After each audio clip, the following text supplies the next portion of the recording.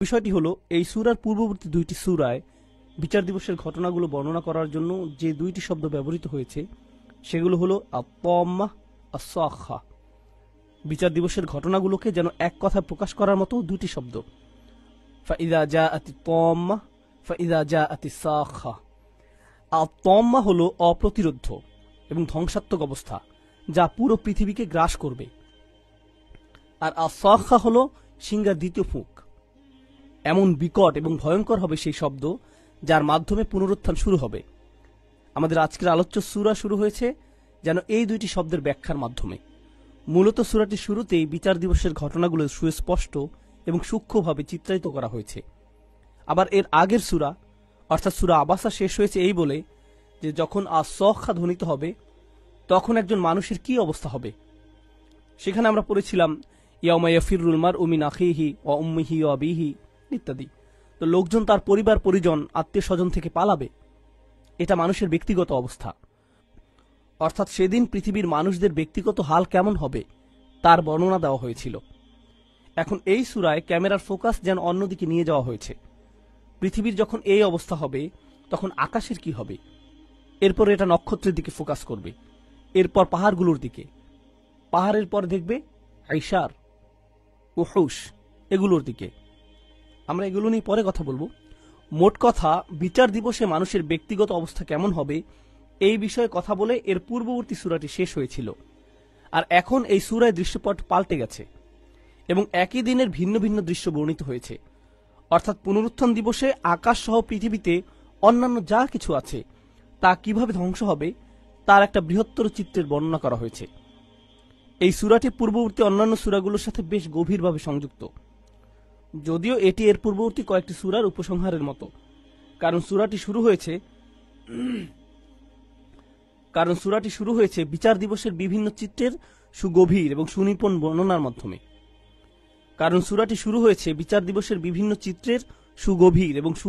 বর্ণনার মাধ্যমে।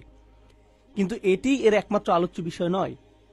প্রায় অর্ধেকে এসে এর আলোচ্য বিষয়ের পরিবর্তন হয় এবং এমন একটা বিষয় নিয়ে আলোচনা শুরু হয়েছে যা সম্পর্কে ইতোপূর্বের সূরাগুলোতে বলা হয়েছিল। আর সেই বিষয়টা হলো রিসালাতের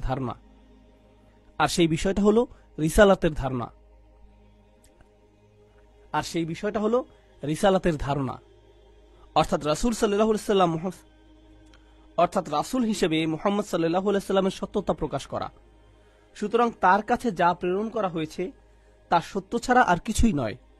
এখন কিভাবে এই বিষয়টি পূর্ববর্তী সূরার সাথে সম্পর্কিত, ইনশাআল্লাহ আমরা যখন এই পয়েন্ট নিয়ে কথা বলবো তখন আমি আপনাদের সাথে শেয়ার করব যে কিভাবে ইতোপূর্বে সূরা আবাসায় বর্ণিত দুইটি বিষয় এই সূরার সাথে পুরোপুরি সম্পৃক্ত এবং গুরুত্বের দিক থেকে অপরিহার্য। তাহলে আসুন আমরা শুরু করি। আউযু বিল্লাহি মিনাশ শাইতানির রাজীম, বিসমিল্লাহির রহমানির রহিম। ইযা শামসু কুবিরাত। শুরুতেই ইযা সম্পর্কে কিছু কথা বলি। শাব্দিকভাবে ইযা শব্দের অর্থ হলো যখন। ইংরেজিতে যখন শব্দটি অতীতকাল অথবা ভবিষ্যৎকালের জন্য ব্যবহৃত হয়। যেমন আপনি বলতে পারেন যখন আমি অফিসে যাব, অথবা বলতে পারেন যখন আমি অফিসে গিয়েছিলাম, তাই না? তাহলে ইংরেজিতে যখন শব্দটা আপনি ভবিষ্যৎকাল অথবা অতীতকালের জন্য ব্যবহার করতে পারেন। কিন্তু আরবি ভাষায় অতীতকালে যখন শব্দের জন্য ইযা বলা হয় না, বরং ইয বলা হয়। ইয, যেমন আল্লাহ বলছেন ইয জাআতকুম জুনুদুন ফাআরসালনা ইলাইহিম রিহান, যখন তোমাদের বিরুদ্ধে সৈন্যবাহিনী তোমাদের নিকটবর্তী হয়েছিল। অতীতকাল, তাই না? তাহলে অতীতকালের কোনো ঘটনা বর্ণনা করতে ইয ব্যবহৃত হয়, আর ভবিষ্যৎকালের কোনো ঘটনা বলতে ইযা ব্যবহৃত হয়। ঠিক আছে? এখন ইযা এর মাধ্যমে আমরা ইতিমধ্যে বুঝতে পেরেছি যে এখানে ভবিষ্যতের কথা বলা হচ্ছে।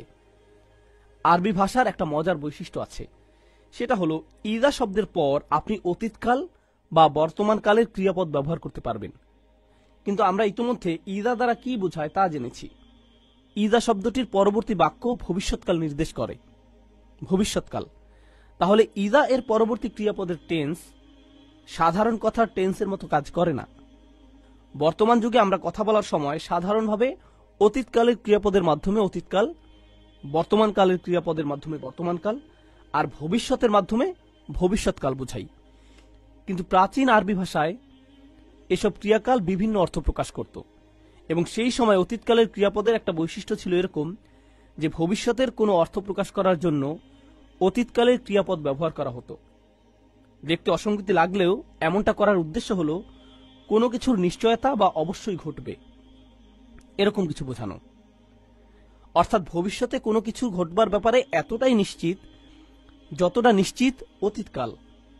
তাহলে আল্লাহ যখন ভবিষ্যতের বিষয়ে এমন কিছু বলছেন যা একেবারে সুনিশ্চিত এবং অবশ্যম্ভাবী, বা এমন কোনো বাস্তবতা যা কোনো সন্দেহ নেই, মোট কথা যেটা ঘটবেই ঘটবে, সেক্ষেত্রে আল্লাহ অতীতকালের ক্রিয়াপদ ব্যবহার করেন। এজন্য আমরা আয়াতে বর্তমানকালের ক্রিয়াপদ পাই না, যেমন ইদাশামসু তুকাউবিরু, এটা পাই না, বরং আমরা পাই কুবিরাত, যা অতীতকালের ক্রিয়াপদ। আবার দ্বিতীয়ত এটা আল মাদি আলাল মাজহুল, অর্থাৎ অতীতকালে কর্মবাচ্যমূলক। এগুলো ভাষাগত আলোচনার কিছু বিষয়। অতীতকালের ক্রিয়াপদ বা কর্মবাচ্যমূলক শব্দ ব্যবহার করে তাওকীদ বা জোর দেওয়া হয়েছে। আমরা কিন্তু প্যাসিভ নিয়ে এখনো আলোচনা করিনি। যাই হোক, এরপর দ্বিতীয় বিষয় হল সাধারণত আরবরা কথা বলার সময় ক্রিয়াপদ আগে ব্যবহার করে। এটা দ্বিতীয় বিষয়। অর্থাৎ আরবরা কথা বলার সময় ক্রিয়াপদ আগে বলে, তাই তারা বলবে না যে আশামসু কুবিরাত, বরং বলবে কুবিরাত ইশামস। এটা ছিল স্বাভাবিক বাক্য।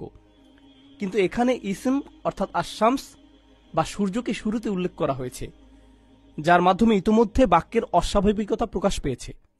বিভিন্ন কারণে এমন বাক্য ব্যবহার করা হয়। এর মধ্যে একটি হল যখন আপনি এমন কাউকে উদ্দেশ্য করে কথা বলছেন যে কিনা আপনি যা বলছেন তা বিশ্বাস করে না, তাই আপনাকে একটু উচ্চস্বরে বলতে হচ্ছে এবং এমনভাবে বলতে হচ্ছে যেন আপনার কথাটা বিশ্বাসযোগ্য হয়। এভাবে বাক্যে শুধু বিশেষ্য পদটি আগে ব্যবহার করার মাধ্যমে বক্তার নৈরাশ্য প্রকাশ পায়, বক্তার রাগ প্রকাশ পায়, এমনকি বক্তার কণ্ঠস্বরের প্রবলতাও প্রকাশ পায়। অন্য কোনো আলাদা শব্দ ব্যবহার না করেই এমনটা করা যায়। আচ্ছা, এখন এখানে বিষয়টা হচ্ছে আল্লাহ আয্যা ওয়া জাল্লা এমন সব মানুষকে উদ্দেশ্য করে কথাগুলো বলছেন যারা বর্ণিত বিষয়গুলোকে অস্বীকার করে। আল্লাহ এখানে আশামস কথাটা আগে বলার মাধ্যমে এটার অনুবাদ সাধারণ অনুবাদের মতো এমন হয় না যে যখন সূর্যকে গুটিয়ে নেওয়া হবে, বরং অনুবাদটা এমন হয় যখন মূলত সূর্যকে গুটিয়ে ফেলা হবে, যখন এটা মূলত ঘটবেই। তাহলে এই মূলত শব্দটি বক্তার কণ্ঠের জোর, প্রবলতা প্রকাশ করছে। সুতরাং এই প্রবল কণ্ঠে বলা কথাগুলো এমন সব লোকদেরকে উদ্দেশ্য করে বলা হয়েছে যারা আখিরাতে বিশ্বাস করে না।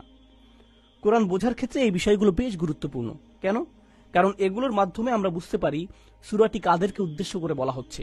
সূরার ভাষাশৈলী, কণ্ঠস্বর, স্বরের আবেগ, শব্দের ব্যবহার, এই সব কিছুর মাধ্যমে আল্লাহ সুবহানাহু ওয়া তাআলা কাকে উদ্দেশ্য করে কথা বলছেন তা বোঝা যায়।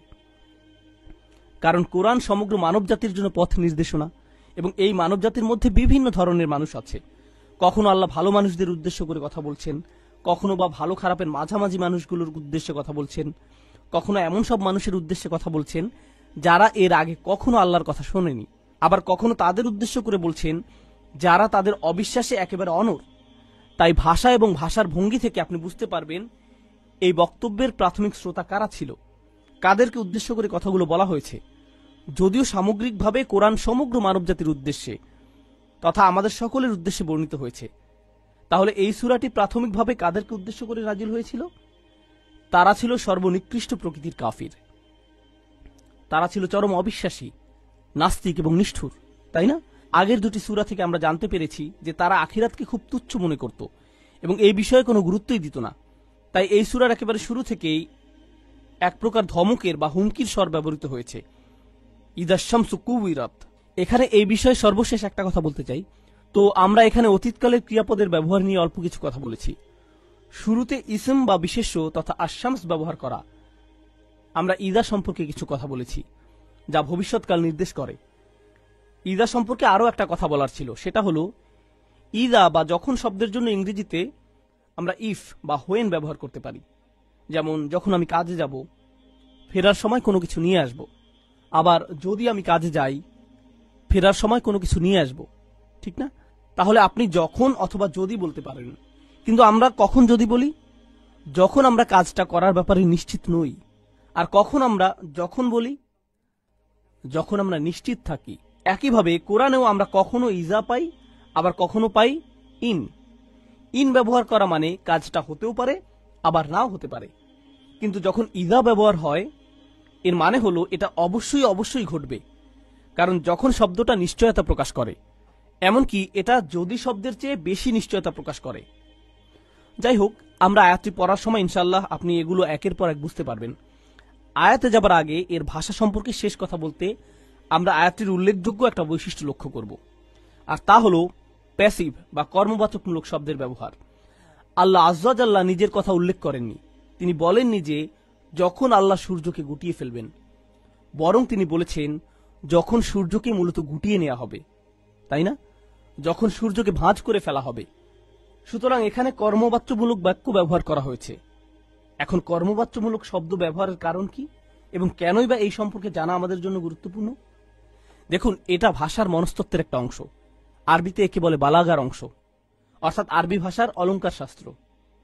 এখানে বিবেচ্য হলো আপনি কাকে উদ্দেশ্য করে কথা বলছেন, এবং আমরা ইতিমধ্যে জেনেছি যে এই আয়াতগুলো বলা হয়েছে সবচেয়ে নিষ্ঠুর প্রকৃতির কাফেরদের উদ্দেশ্যে, যারা ছিল নাস্তিকদের অন্যতম এবং যারা আখিরাতকে খুবই তুচ্ছ বিষয় মনে করত। তাছাড়া তারা শুধুমাত্র আখিরাতকে অবিশ্বাস করত তাই না, বরং তারা কোরআনকে আল্লাহর কথা হিসেবে মেনে নিতে অস্বীকার করত। আমাদের অভিজ্ঞতা থেকে সাধারণত আমরা জানি, আপনার সাথে যখন এমন কেউ কথা বলে যাকে আপনি বিশ্বাস করেন না, তখন আপনি তার কথা শুনতে চান না। এমনকি সে কথা শুরু করার আগেই আপনি আপনার সিদ্ধান্ত জানিয়ে দেন যে আপনি তার কথা শুনতে চান না, তাই না? সুতরাং যে কোনো কথায় দুটো জিনিস থাকে, একজন বক্তা থাকেন এবং একটা বক্তব্য থাকে। বক্তা এবং বক্তব্য। বক্তা তার বক্তব্য শুরুর আগেই যদি আপনি বক্তার ব্যাপারে আপনার সিদ্ধান্ত জানিয়ে দেন যে আপনি তার কথা শুনতে চান না, তাহলে তার বক্তব্য যাই হোক না কেন আপনি বলবেন আমি শুনতে চাই না, আমি তার কথায় প্রভাবিত হব না, আমি আমার সিদ্ধান্ত জানিয়ে দিয়েছি। মানুষ এমনই করে। আপনি রাজনৈতিকভাবে একমত নন এমন কোন রাজনৈতিক ব্যক্তিত্বের কথাই ধরুন, তারা যাই বলুক না কেন, তারা মঞ্চে বসে মুখ খোলার আগে আপনি বলে বসেন এই লোকটা এখন সব অযৌক্তিক আর ভুলভাল কথা বলা শুরু করবে। সুতরাং এটা মানুষের একটা প্রবণতা। এখন এই প্রবণতাকে পরাস্ত করার জন্য আল্লাহ আজ্জা ওয়া জাল্লা প্যাসিভ বা কর্মবাচ্যমূলক বাক্যে কথা বলেছেন, অর্থাৎ কে কথা বলছে সেটা গুরুত্বপূর্ণ নয়। তাহলে কি গুরুত্বপূর্ণ? বক্তব্যটা গুরুত্বপূর্ণ। আর এই কাজটাই কর্মবাচ্যমূলক বাক্যে করে থাকে। এই ধরনের বাক্যগুলো বক্তাকে নির্দেশ না করে কেবল বক্তার বক্তব্যটা তুলে ধরে। যেমন আমি যদি বলি কুতিলার রজুল, একজন মানুষ নিহত হয়েছে, একজন মানুষ নিহত হয়েছে, এখানে কে আমাকে কথাটা বলেছে অথবা কে হত্যা করেছে সেটা আমার আলোচ্য বিষয় নয়। আমার আলোচ্য বিষয় ছিল একজন মানুষের নিহত হওয়া। যে লোকটি হতাহতের শিকার হয়েছেন আমি তাকে ফোকাস করছি। একইভাবে আল্লাহ এখানে ফোকাস করেছেন সূর্য, নক্ষত্র এবং এমন সব বিষয়ের দিকে যেগুলো আরবেরা সবসময় তাদের চোখের সামনে দেখতে পেত। এগুলো ছিল এমন সব বিষয় যা তাদের দৃষ্টিকে এড়ানো অসম্ভব ছিল। আমাদের বর্তমান যুগের সাথে সেই সময়টার কিন্তু বেশ পার্থক্য আছে। আমি এখন দক্ষিণ নিউ ইয়র্কের দিকে চলে যাচ্ছি এবং আমি খেয়াল করলাম আগে আমি যেখানে থাকতাম ইস্ট কোস্টে, তার চেয়ে এখানে সামান্য একটু বেশি প্রকৃতির খোঁজ পাওয়া যায়। তার চেয়ে এখানে সামান্য একটু বেশি প্রকৃতির খোঁজ পাওয়া যায়। জানেন, আমি এমন শহরে থাকতাম যেমন আপনাকে কাজে যেতে হয়, কলেজে যেতে হয়, ট্রেন ধরতে হয়, আবার পাতাল ট্রেন ধরতে হয়। এত ব্যস্ত, সবাই যেন একদল জম্বি বা অনুভূতিহীন মানুষ। আমরা কেউ আকাশের দিকে তাকাই না। আমরা এক ধরনের অস্বাভাবিক জীবনযাপন করছি, তাই না? মাঝে মাঝে পাকা রাস্তার ছোট ভাঙা অংশে হঠাৎ ঘাস বা আগাছা দেখলে আমাদের অস্বাভাবিক লাগে, মনে হয় যেন এটা ভুল জায়গায় জন্মেছে। কিন্তু বাস্তবতা হলো এটাই ছিল আমাদের চারপাশের একমাত্র স্বাভাবিকতা। আর যা কিছু আছে সুবহানাল্লাহ। সুতরাং আমরা একটা অস্বাভাবিক বা কৃত্রিম বাস্তবতায় বাস করছি। আমরা প্রকৃতি থেকে অনেক দূরে। কিন্তু আরবরা এমন ছিল না। তারা পাতাল ট্রেনে ভ্রমণ করে করে আবার বড় বড় দালান কোঠায় থেকে জম্বি বা অনুভূতিহীন মানুষের মতো জীবন কাটাতো না, যাদের প্রকৃতির দিকে তাকানোর মতো কোনো সময় নেই। বরং তারা সব সময় বাস্তবতার মাঝেই থাকত। রাতের বেলা তার সামনে থাকতো পুরো আকাশ। মাঝে মাঝে এই আকাশটাই তার মাথার উপর ছাদ হতো। সে কোনো বড় দালানে বা অ্যাপার্টমেন্টে থাকতো না, কখনো কখনো খোলা আকাশের নিচে ঘুমতো। এভাবে সে প্রকৃতির খুব কাছাকাছি থাকতো। যাই হোক, এখন আসেন আমরা শুরু করি ইজনিল্লাহ। ঈদ আশ-শামসু কুওয়িরাত। আশ-শামস শব্দটি সূর্যের জন্য সাধারণভাবে প্রচলিত।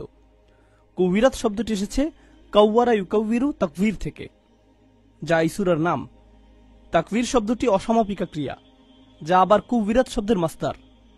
এর মূল অক্ষরগুলো হলো কাফ, ওয়াও, র, যার শাব্দিক অর্থ কোনো কিছু মুড়িয়ে ফেলা, এবং আরবিতে মুড়িয়ে ফেলা বা পেঁচিয়ে ফেলা অর্থে বিভিন্ন শব্দ রয়েছে, যেমন লফ, এটার অর্থ মুড়িয়ে বা পেঁচিয়ে ফেলা।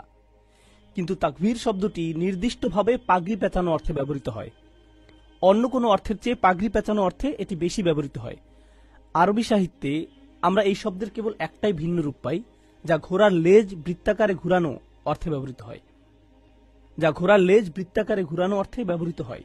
যেমন তারা বলে ইকতার আল ফারাস শব্দটি কুবিরাত এর একই মূল শব্দ থেকে এসেছে, অর্থাৎ তারা বলে ঘোড়াটি তার লেজ বৃত্তাকারে নাড়ছে।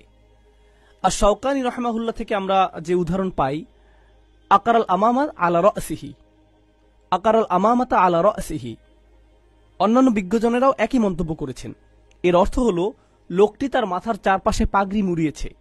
এখানে মূল ভাব হল পাগড়িটা তো লম্বা, তাই না? এটা একটা লম্বা কাপড়ের টুকরা। পাগড়ি বাঁধার জন্য আপনি কাপড়ের টুকরাটা মাথার চারপাশে মোড়াতে থাকেন, এবং এভাবে আপনি মূলত কোনো কিছু বাইরে থেকে বন্ধ করে দিচ্ছেন।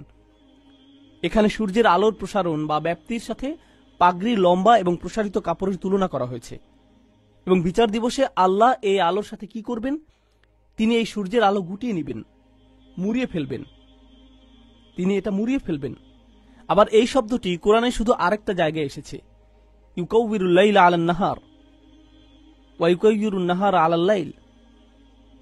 আল্লাহ আযজা জাল্লা বলছেন, তিনি একমাত্র সত্তা যিনি দিনের উপর রাতকে মুড়িয়ে দেন এবং রাতের উপর দিনকে আচ্ছাদন করে দেন। যখন আপনি মাথার চারপাশে পাগড়ি মোড়াতে থাকেন, তখন মাথাটা আস্তে আস্তে একটু একটু করে পাগড়ির ভিতরে লুকিয়ে যায় এবং এক সময় মাথাটা দেখা যায় না। একইভাবে দিনের আলো এমনভাবে একটু একটু করে কমতে থাকে যেন তার চারিদিকে পাগড়ি মুড়িয়ে দেওয়া হচ্ছে, এবং অবশেষে তার সম্পূর্ণ আলো হারিয়ে যায়। এবং তাকবীর শব্দের একটা ব্যাখ্যা হল সূর্য তার নিজস্ব আলো হারাবে। আয়াতে নির্দিষ্টভাবে আলোর দিকে ইঙ্গিত করা হচ্ছে। এটা আমরা ইবনে আব্বাস রাদিয়াল্লাহু আনহুমের তাফসিরে পাই। তিনি বলছেন, কুবিরাত আও উজলিমাত, অন্ধকারাচ্ছন্ন করা হবে বা সূর্যের আলোটাই গুটিয়ে ফেলা বা মুড়িয়ে ফেলা হবে। অন্যান্য মুফাসসিরগণ শব্দগুলোর একেবারে শাব্দিক অর্থ গ্রহণ করেছেন। তাদের মতে শুধু আলো নয়, বরং পুরো সূর্যটা দেখলে মনে হবে একে কোনো কিছুতে মুড়িয়ে ফেলা হয়েছে। সূর্যকে দেখতে মনে হবে একে আবৃত করে রাখা হয়েছে। ঠিক আছে, তাহলে আপনি সূর্য ঠিকই দেখতে পাবেন, কিন্তু এটা আর আলো ছড়াবে না, যেন কোনো কিছু দ্বারা একে আবৃত করে রাখা হয়েছে, অথবা এর উপরে কোনো কিছু ঝুলিয়ে দেওয়া হয়েছে। আল্লাহু আলাম। আবার আশ-শাওকানী রাহমাহুল্লাহ মূলত তাকবীর শব্দটিকে এর পরের আয়াতের ইনকিদার শব্দের সাথে সমন্বিত করেছেন। ওয়া ইযান নুজুমু ইনকাদারাত, যখন নক্ষত্রগুলো ইনকিদারের শিকার হবে। ইনকিদার মানে কারো রং হারিয়ে ফেলা, উজ্জ্বলতা হারিয়ে ফেলা। আরবিতে কদরা বা কুদরা শব্দের বিপরীত হল সফা। সফা মানে স্বচ্ছ, বিশুদ্ধ বা পরিষ্কার। ইনকিদার শব্দটি এগুলোর বিপরীত। সুতরাং তারাগুলো ফ্যাকাশে হয়ে যাবে। কিন্তু তিনি বলেন আল আসল তথা ইনকিদারের মূল হবে আকাশ ভেঙে পড়া, আল ইনসিবাব, যার অর্থ পড়ে যাওয়া, ভেঙে পড়া। তাহলে প্রথমে নক্ষত্রগুলো ফ্যাকাশে হয়ে যাবে। জানেন, বিভিন্ন রকম দূষণ এবং অন্যান্য কারণে আমরা আকাশে তারার আসল সৌন্দর্য দেখতে পাই না। কিন্তু আপনি যদি তেমন দূষিত নয় এমন কোন রাজ্যে যান, যেমন আপস্টেট নিউ ইয়র্ক বা এরিজোনা বা এরকম কোনো জায়গায়, অথবা মরুভূমির আকাশের দিকে তাকান, আপনি অন্যরকম একটা আকাশ দেখতে পাবেন। আপনি সেই আকাশ দেখে চিনতেই পারবেন না। সুবহানাল্লাহ, কত সুন্দরভাবে আল্লাহ আকাশকে সাজিয়েছেন। রাতের উজ্জ্বলতার এটা একটা চমৎকার বৈশিষ্ট্য, যা বিশেষ করে মরুভূমিতে দেখা যায়। আল্লাহ আযজা ওয়া জাল্লা প্রথমে বর্ণনা করেছেন যে আকাশের উজ্জ্বল জিনিসগুলো এদের উজ্জ্বলতা এবং চাকচিক্য হারিয়ে নিষ্প্রভ এবং জরাজীর্ণ হবে, এবং তারপর ইনকাদারা শব্দের মাধ্যমে এদের বিক্ষিপ্ত হওয়া বা পড়ে যাওয়া বোঝায়। তাহলে এখন পর্যন্ত দুইটা ব্যাপার ঘটেছে। দিনের সবচেয়ে উজ্জ্বল অংশটি বিনষ্ট হয়েছে, ইযা শামসু কুবিরাত। আবার রাতের আকাশের উজ্জ্বলতার মূল ধারক, মানে আমি বলতে চাইছি যে চাঁদ একটা জায়গায় থাকে, কিন্তু নক্ষত্ররাজি পুরো আকাশ জুড়ে থাকে, তাই না? এগুলো রাতের আকাশের সবচেয়ে দৃশ্যমান উপাদান। যেদিকে তাকান আপনি অন্তত কয়েকটা তারা দেখবেন, ঠিক না? তাহলে এই নক্ষত্রগুলো তাদের উজ্জ্বলতা এবং চাকচিক্য হারিয়ে বিক্ষিপ্ত হয়ে পড়বে। তাহলে এই হবে আকাশের অবস্থা। এরপর আল্লাহ আজ্জা ওয়া জাল্লা বর্ণনা করছেন ওয়া ইদাল জিবাল, এবং এমনকি পাহাড়গুলোকে যখন সুইরাত, এমনকি পাহাড়গুলোকে যখন চলমান করা হবে। আপনারা জানেন সূরা নাবায় আমরা পেয়েছিলাম ওয়া সুইরাতিল জিবালু ফাকানাত সারাবা, একই রকম আয়াত, কিন্তু এখানে সুইরাত আগে এসেছে আর জিবাল পরে। সেটা ছিল জুমলায় ফেআলিয়া, যেখানে ক্রিয়াপদ আগে এসেছে, কিন্তু এই সূরায় এটি আরো বেশি জোরালোভাবে বলা হয়েছে, কারণ এখানে আরো বেশি জেদি প্রকৃতির এবং কট্টর কাফেরদের উদ্দেশ্যে বলা হচ্ছে। তাই এই সূরার ভাষা বেশ শক্তিশালী। এমনকি পাহাড়গুলোকে উদ্দেশ্যহীনভাবে চলমান করা হবে। এই কথাটা বলার আগে আল্লাহ সুবহানাহু ওয়া তাআলা সূরা নাজিয়াতে বলেছেন ওয়াল জিবালা আরসাহা, তিনি পর্বতগুলোকে দৃঢ়ভাবে প্রথিত করেছেন। আর এখানে তিনি বলছেন এগুলোকে চালিয়ে দেওয়া হবে। তাহলে প্রথমে এই পাহাড়গুলোর মূল উৎপাটন করা হবে এবং এরপর এগুলো বিক্ষিপ্তভাবে চলতে থাকবে। এখানে তাসঈর শব্দটি উদ্দেশ্যহীনভাবে হাঁটা অর্থে ব্যবহৃত হয়। যেমন আরবিতে সাইয়ারা অর্থ গাড়ি, এখনকার যুগের বিলাসবহুল গাড়ি নয়, এর অর্থ সকল যুগের বাহন।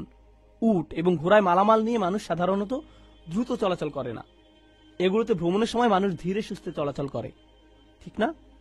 সারা শব্দের অর্থ হল বাগানে বা এরকম কোন স্থানে কোনো উদ্দেশ্য ছাড়াই এমনিতে হাঁটা। তাই সুইরাতিল জিবাল মানে দ্রুত বা ক্ষিপ্রভাবে চলাচল করা নয়, বরং পাহাড় পর্বতগুলো যেন বিক্ষিপ্তভাবে ভেসে বেড়াবে। তাহলে প্রথমে আপনি সূর্যের অবস্থা দেখে নিজের চোখকে বিশ্বাস করতে পারবেন না। এরপর আপনি দেখবেন নক্ষত্রগুলো বিক্ষিপ্তভাবে ঝরে পড়ছে। তারপর আপনি কি দেখবেন? আপনি দেখবেন পাহাড় পর্বত, আর আপনি এগুলোকে চলমান অবস্থায় দেখবেন। এসব দেখে আপনি আপনার নিজের চোখকে বিশ্বাস করতে পারবেন না। অসুইরাতিল জিবাল, আরবদের জন্য মরুভূমির পরিবেশটা এমন ছিল যেখানে পাহাড় পর্বতে এমন সব হিংস্র জন্তু জানোয়ার বাস করত যেগুলোকে তারা ভয় পেত। পাহাড়ে প্রচুর গাছপালা এবং গুহা থাকে, ফলে হিংস্র জন্তুগুলো সেখানেই বসবাস করে থাকে। তাহলে এই পাহাড়গুলোকে চালিয়ে দেওয়া হবে যেখানে হিংস্র জন্তুরা বাস করে। যাই হোক, এরপর আল্লাহ আজ্জা ওয়া জাল্লা কি সম্পর্কে বলছেন? তিনি বলছেন ওয়া ইদাল আইশারু উত্তিলাত। এটা খুবই শক্তিশালী কথা। আরবিতে ঈশার শব্দটি ওশারাহ শব্দের বহুবচন। ওশারাহ মানে 10 মাসের অন্তঃসত্ত্বা উটনি। শব্দটি আবার আশারা শব্দ থেকে এসেছে, যার অর্থ 10। তাহলে 10 মাসের গর্ভবতী উটনিকে উশারাহ বলা হয় এবং এর বহুবচন হল ঈশার। আরবদের জন্য ঈশার অনেক অনেক বেশি গুরুত্বপূর্ণ ছিল। যেমন এই বিষয়ে আমরা একটা মন্তব্য পাই, হসাল আল ঈশার লিআন্নাহা আনফুসু মালিহি ইনদাল আরব ওয়া আযযুহু ইনদাহুম। আল্লাহ এই বিষয়টি উল্লেখ করেছেন কারণ আরবদের কাছে তাদের সম্পদের মধ্যে এটা ছিল সবচেয়ে মূল্যবান, অভিজাত এবং লোভনীয়। তাছাড়া এটা তাদের জন্য বেশ সম্মানের বিষয় ছিল। তারা খুবই গুরুত্বের সাথে এগুলো বিনিয়োগ করত এবং যারা এরকম 10 মাসের অন্তঃসত্ত্বা উটনির মালিক হতো, এটা তাদের জন্য বেশ আনন্দ এবং গর্বের বিষয় হতো, অনেকটা এখনকার সময়ের কোনো বড় ব্যবসায়ী বা অভিজাত জায়গার মালিক হওয়ার মতো। এটা সামাজিক পদমর্যাদার একটা প্রতীক এবং বিপুল টাকার ব্যাপার ছিল, বিপুল টাকা। ঠিক আছে, এখন আল্লাহ আজ্জা ওয়া জাল্লা ঈশারের ব্যাপারে বলছেন এমনকি এই ঈশার হবে উত্তিলাত। আতলা এর শাব্দিক অর্থ হলো অর্থহীন হয়ে পড়া অথবা গুরুত্বহীন হয়ে যাওয়া। আরবেরা এই শব্দটি এমন সব মহিলার জন্য ব্যবহার করত যে অলংকার পরত না বা বিভিন্ন রকমের অলংকার পরে নিজেকে সজ্জিত রাখত না। তারা তাকে আতলা বলতো। তারা মনে করত তার কাছে কিছুই নেই এবং ফলে সমাজে সে মূল্যহীন। মূলত জাহিলি আরবদের চিন্তাধারা এমন ছিল, তারা সৌন্দর্য প্রদর্শনের জন্য মহিলাদেরকে সজ্জিত করে রাখত। মহিলারা যদি সৌন্দর্য প্রদর্শন না করে তাহলে তাদের আর কাজই বাকি। সুতরাং ভাষা ব্যবহারের পর্যন্ত একটা নারী বিদ্বেষী পুরুষতান্ত্রিক মনোভাব সেই সময় বিরাজ করত। এরপর মুআত্তাল, একজন মানুষ অফিসে যাবার পর তার বস যদি তাকে বলে আমার কাছে আপনার জন্য আর কোনো কাজ নেই, আপনি যেতে পারেন, এই ধরনের ব্যক্তি যাকে পরিত্যাগ করা হয়েছে তাকে বলা হয় মুআত্তাল। আল্লাহ সুবহানাহু ওয়া তাআলা কোরআনে এই শব্দটি ব্যবহার করেছেন। সূরা হজে ধ্বংসপ্রাপ্ত একটা শহরের কথা বলতে গিয়ে তিনি বলেন অবিরিন মুআত্তালাহ, একটা কূপ যা পরিত্যক্ত হয়েছে, পুরো শহরটাকে ধ্বংস করে দেয়া হয়েছে। কয়াতুন আলা উরুশিহা, এটা সম্পূর্ণ উল্টে দেয়া হয়েছে। সেই শহরে একটা পানির কূপ ছিল। নিঃসন্দেহে কূপ একটা অতি প্রয়োজনীয় জিনিস, কিন্তু যখন পুরো শহর ধ্বংসপ্রাপ্ত হয়েছে, সবাই মরে গেছে, তাহলে এই কূপের আর কি কাজ? এটা পরিত্যক্ত, আবর্জনায় পরিপূর্ণ হবে। অবীরিন মুআত্তালাহ। তো ঈশার সম্পর্কে আল্লাহ বলছেন সেদিন এই মহামূল্যবান সম্পদটাও পরিত্যক্ত করা হবে, যেন কেউ আর এর তোয়াক্কা না করে। এটা আপনার চারপাশে মূল্যহীন হয়ে ঘুরে বেড়াচ্ছে, অথচ এটা এমন একটা জিনিস ছিল যার আশেপাশে ভালো নিরাপত্তা বেষ্টনী থাকত, তাই না? এর ভালো যত্ন নেওয়া হতো, গলায় দড়ি থাকত, এমনকি এর মালিকের নামেই হয়তো একে সবাই চিনত। এটা একটা মহামূল্যবান সম্পদ যা এভাবে ফেলে রাখা যায় না। কিন্তু সেদিন যখন চরম অনাবস্থার সৃষ্টি হবে, যে ব্যক্তি এমন অভিজাত সম্পদের মালিক, সে দেখবে সূর্যকে মুড়িয়ে ফেলা হয়েছে, নক্ষত্ররাজি বিক্ষিপ্তভাবে ছিটকে পড়েছে, পাহাড় পর্বতগুলো চলতে শুরু করেছে। তখন ওই ব্যক্তির কাছে ঈশার এর কোনো মূল্য থাকবে না। সে তখন এটা নিয়ে আর চিন্তা করবে না। এই আয়াতের মনস্তত্ত্ব বোঝার চেষ্টা করুন। সুবহানাল্লাহ। কখনো আপনি যদি কোনো জ্বলন্ত বিল্ডিংয়ে থাকেন, অগ্নিকাণ্ডের শিকার হয়েছে এমন কোনো ভবনে থাকেন, সে সময় আপনি আপনার প্রভিডেন্ট ফান্ডে কত টাকা আছে সেটা নিয়ে কথা বলবেন না, অথবা আপনার ব্যবসা কেমন চলছে তা বলবেন না। তখন আপনার একমাত্র চিন্তা কি? বিল্ডিং থেকে বের হয়ে আসা। সেই সময় আপনি আপনার ব্যবসা বা টাকা পয়সা নিয়ে চিন্তা করেন না। সবকিছুই তখন আপনার কাছে মূল্যহীন, একমাত্র আপনার নিজের জীবন ছাড়া।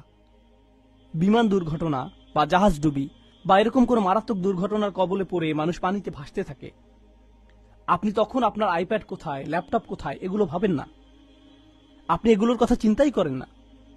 সুতরাং ওয়াইদাল ঈশার উত্তিলাত, যখন 10 মাসের অন্তঃসত্ত্বা উটনীকে পর্যন্ত পরিত্যাগ করা হবে। আমি চাই আপনারা একটা বিষয় মনে রাখেন, সেটা হলো এই সূরায় বর্ণিত এটা প্রথম প্রেগন্যান্সির বিষয়। আমরা এখানে 2টা প্রেগন্যান্সির কথা উল্লেখ পাই, এবং এই দুইটির মাঝে বেশ একটা চমৎকার সম্পর্ক রয়েছে। এটা ছিল প্রথমটা, যখন 10 মাসের গর্ভবতী উটনী পর্যন্ত উপেক্ষিত হবে। ওয়াইদাল ঈশারু উত্তিলাত। এরপর আল্লাহ বলছেন ওয়াইদাল উহুশু হুশিরাত। জানেন এই ওয়াহাস শব্দটা হুয়া মা লা ইস্তানিস মিন দাওয়াবিল বার, অর্থাৎ এগুলো সেই সব প্রাণী যাদের কাছে পৃথিবীর অন্য কোনো প্রাণীর জন্য কোনো দয়া মায়া নেই, যাদেরকে গৃহপালিত করা যায় না। এক কথা, এগুলো বন্য প্রাণী। ওয়াহাস হলো ইনসের বিপরীত, ঠিক আছে? ইনস মানে মানুষ, যার মায়া মমতা আছে এবং অন্যান্য সৃষ্টির জন্য যে মায়া মমতা প্রদর্শন করে। কিন্তু ওয়াহশ মানে হচ্ছে বন্য প্রাণী বা জন্তু, যা অন্যান্য প্রাণীদের জন্য কোনো প্রকার দয়া দেখাতে পারে না, বরং দেখা মাত্র ঝাঁপিয়ে পড়ে। এই ধরনের প্রাণীকে বলা হয় ওয়াহশ।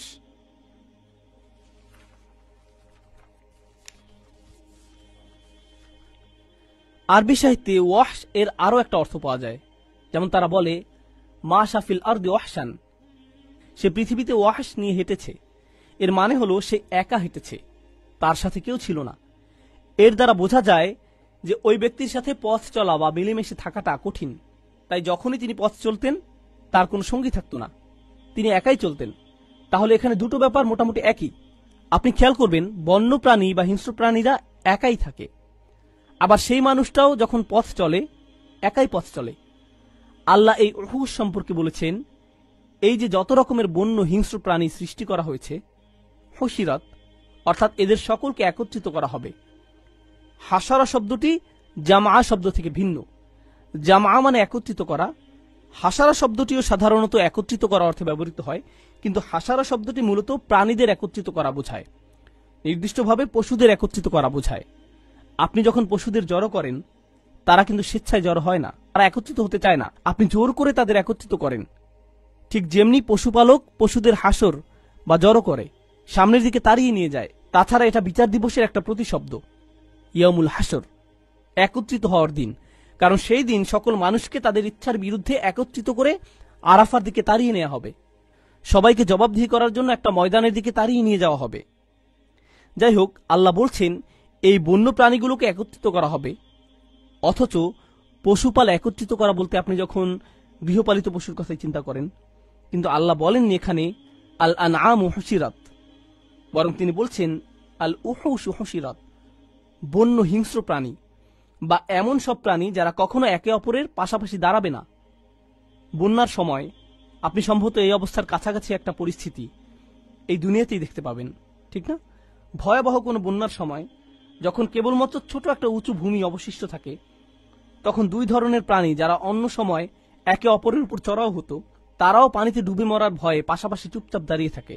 তারা তখন এটা ভাবে না যে আমার খাবার আমার পাশেই দাঁড়িয়ে আছে, অথবা আমার ভক্ষক আমার পাশেই দাঁড়িয়ে আছে। তাদের সবার ভেতরে এর চেয়ে বড় ভয় কাজ করছে।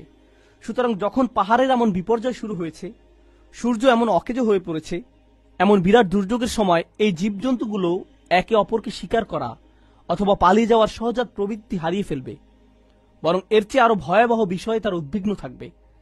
তাই তারা এভাবে পাশাপাশি অবস্থান করবে। তাদেরকে এক এক করে একত্রিত করে তাড়িয়ে নিয়ে যাওয়া হবে। হাসর শব্দের আরেকটা অর্থ এটাই, যখন জোরপূর্বক এক এক করে, আক্ষরিক অর্থে জোরপূর্বক একে একে সবাইকে জড়ো করা হবে, তাহলে সেদিন জীবজন্তুরা এই অবস্থায় থাকবে। আবার এই সূরার সাথে বিগত সূরার একটা কৌতূহল উদ্দীপক এবং চমৎকার বৈসাদৃশ্য আল্লাহ তুলে ধরেছেন। বিগত সূরায়, সূরা আবাসায়, মানবজাতি একে অপর থেকে পালিয়ে বেড়াচ্ছে, আর এই সূরায় জীবজন্তুরা সবাই একত্রিত হচ্ছে। সুবহানাল্লাহ। সেই দিনের বিপর্যয়ের আকস্মিকতা এতটাই প্রবল হবে, এতে প্রকৃতিও তার স্বাভাবিকতা হারাবে। প্রকৃতিগতভাবে এই পশুগুলো একসাথে থাকার কথা ছিল না, এবং মানুষগুলো একসাথে থাকার কথা ছিল। তাদের এই সহজাত প্রবৃত্তি হারিয়ে গেছে, তাই মানুষেরা তাদের আপনজনের কাছ থেকে পালিয়ে বেড়াচ্ছে, অথচ তাদের সাথে তারা একসাথে থাকত। অন্যদিকে এই জীবজন্তুগুলো সবসময় একে অপর থেকে নিরাপদ দূরত্বে থাকত, এবং এখন তাদেরকে একসাথে রাখা হয়েছে। সুবহানাল্লাহ। সবকিছুর পরিবর্তন হয়ে গেছে। যা কিছু আমরা যেভাবে দেখেছি সবকিছু এখন উলটপালট হয়ে গেছে।